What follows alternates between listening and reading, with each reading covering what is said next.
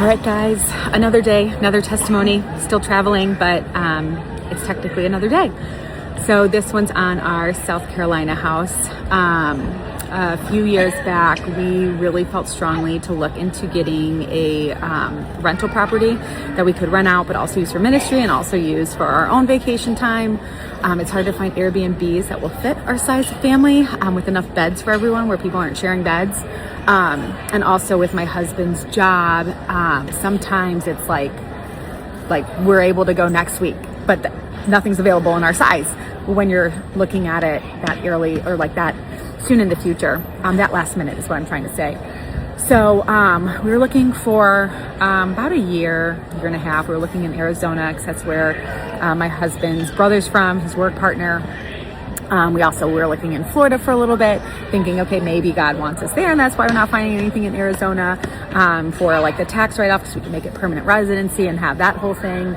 But we weren't finding anything there. So then a house popped up on his phone for Folly Beach, which is a small little house. It wasn't like one we would actually be interested in, but it popped up on his phone, and he's like, hey, did we like Folly Beach when we went? So like 8 years before then, we went for a short little spring break trip.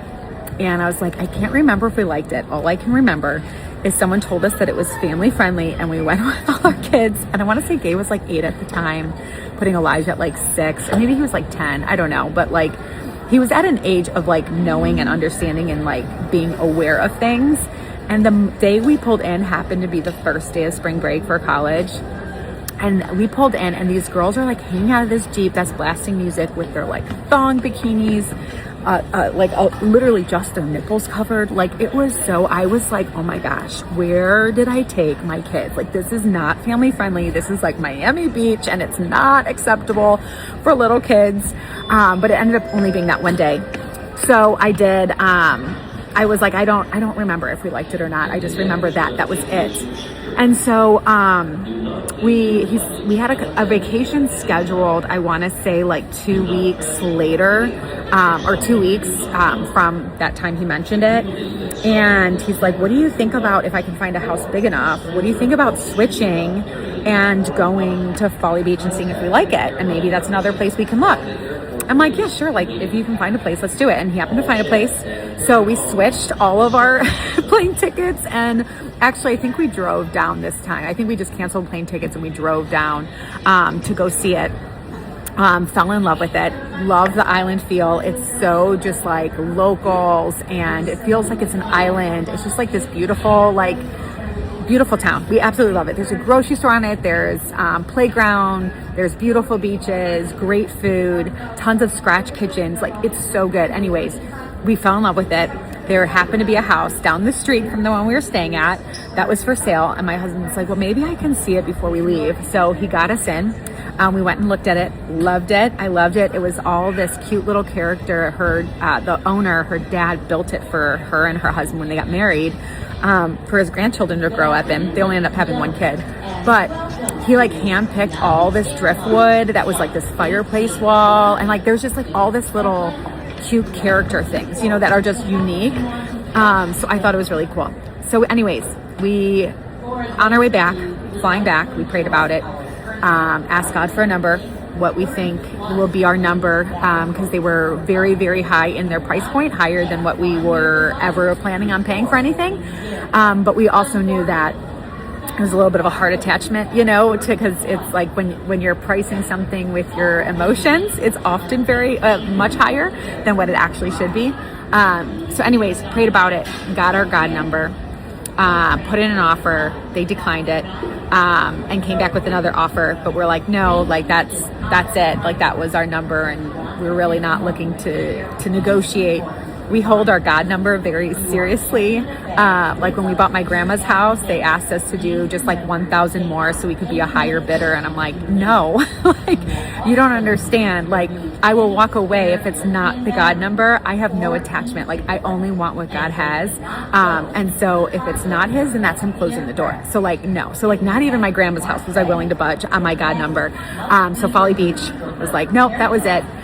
So that was the end of it. 2 weeks later, they called back, and I guess they thought about it and they decided that they wanted to pursue and take our offer.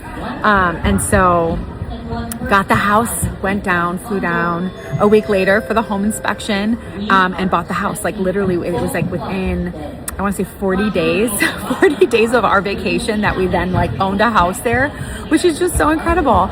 And then not only that, but I had Johnny then 4 weeks later. So we got our keys. I had Johnny while in bed with him. I ordered all the stuff to furnish the house. And all of the community went and just came in and brought in all my things. They assembled it all so we could come into the house already furnished, already done with Johnny for Thanksgiving. Like he was, I want to say 2 weeks old. And we just got to come down that fast, like literally 3 months later with our new baby, because all our Folly family is just amazing. Like they're such great people. I absolutely love it. The other thing too is literally a month after we got it, they took away all rental license. So we were like the last to buy to still be able to rent out our house on Airbnb because they no longer allow rentals. So we got grandfathered into that, which is like, oh my gosh, like God's timing. It's so crazy. And it's so much fun because now we get to bless people with it in ministry. Often on prayer walks, God will just bring someone to my mind. He's like, hey, let them use Folly Beach, and I get to reach out to them, and people have amazing stories of just being like feeling the nearness of God so strongly there. We anointed the house, we prayed over the house, and I've had retreats there with women where women can just come and get close to God and just have this stillness and a peace, and just prayer time and Bible time. It's amazing. It's absolutely amazing, and it's so cool that God blesses us with things past even our needs. You know, he's like such a God of abundance where, yes, there's been seasons, many seasons, long years of us like barely making it and like having to eat pasta every day.